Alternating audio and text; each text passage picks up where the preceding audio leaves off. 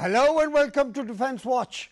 The land boundary agreement between India and Bangladesh could not be tabled in the last session of Parliament.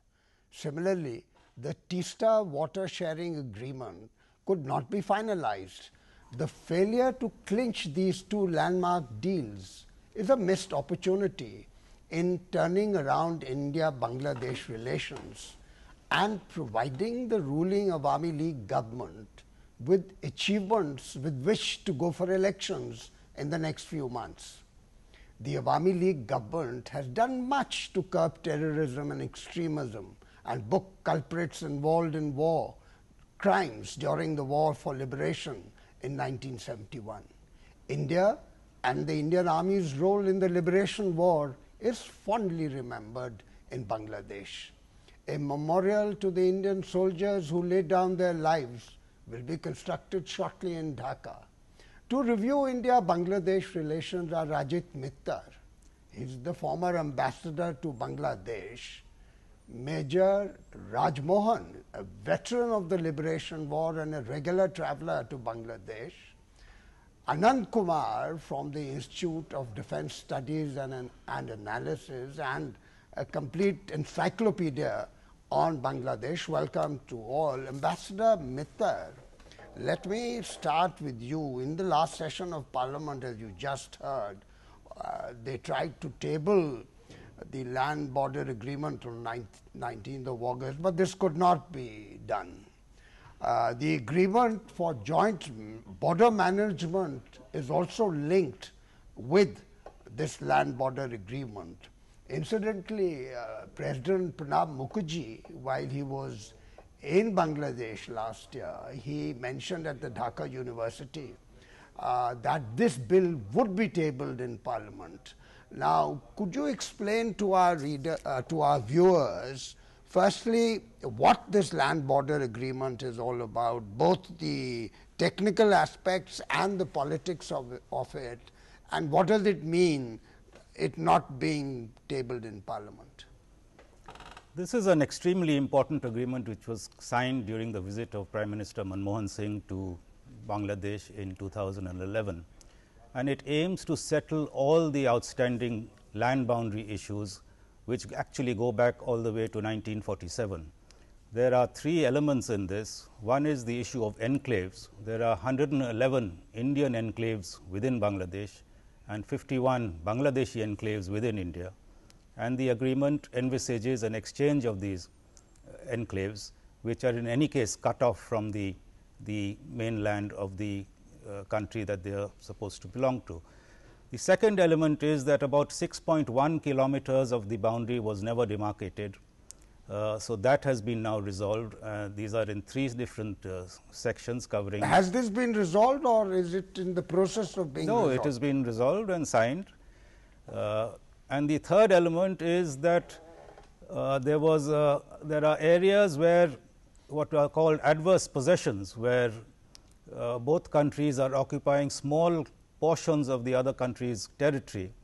And this has also been dealt with in a unique way, where the wishes of the people, the ground realities have been taken into account, and as a result the boundary is to be changed marginally in these adverse possessions to take in the local situation.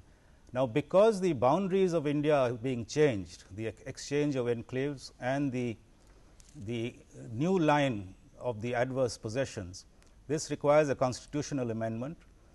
And this means that it has to be passed by both houses of Parliament, and not only by a majority, but also two-thirds of those present and voting.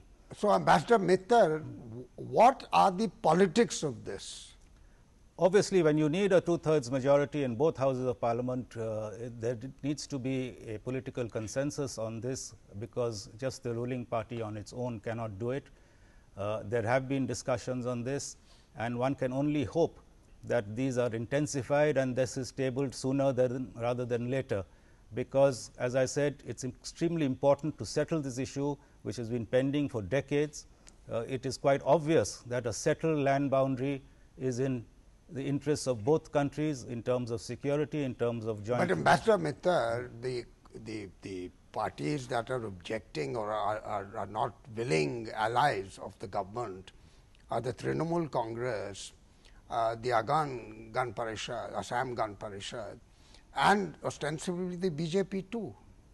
Well, one doesn't know exactly the objections, but certainly all the state governments that are involved in this, and all the neighboring states are involved in this, were taken into confidence and were involved in the actual survey of the. So in short, you are saying that there is a possibility that in the winter session of Parliament, there is slim chance that this might get in?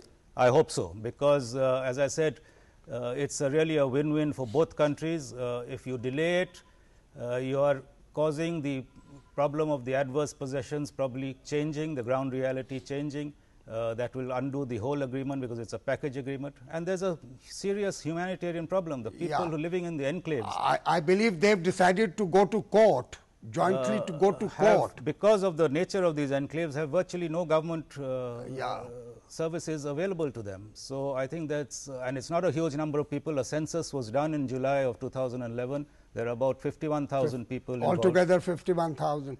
Now, Anand, that is the problem with the land boundary agreement. Now, very briefly, what is the problem with the Teesta water sharing agreement? See, Teesta is a river which originates in Sikkim and flows through West Bengal and then goes to Bangladesh, where it merges in Brahmaputra. And Bangladesh is demanding 50-50 sharing of this water. But earlier, during the left front rule in West Bengal, there has been a tacit understanding that Bangladesh will get 25% of the water. So, central government by Teesta agreement wants to change this situation, and they have agreed to the demand of Bangladesh, and they want to share this water in 50-50 proportion. However, the present government of Mehta Banerjee is not agreeable to this, and they think that population of West Bengal will be adversely affected by this agreement. So, as a result,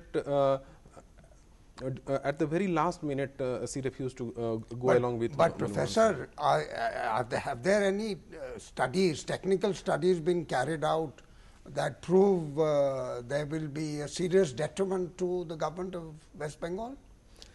Yes, Mamata Banerjee appointed one-man commission to study the sharing of Teesta water, and that actually the findings of that commission has not been made public, but it is generally believed that that gentleman has advised against signing this agreement, and so as a result. So there are more chances, one can say, of the land border agreement slipping through rather than the Teesta water sharing agreement. Yes, Teesta is also very closely linked to politics of India, because Mamata has been demanding a few other things from the central government, and like she has been asking for economic package, and as since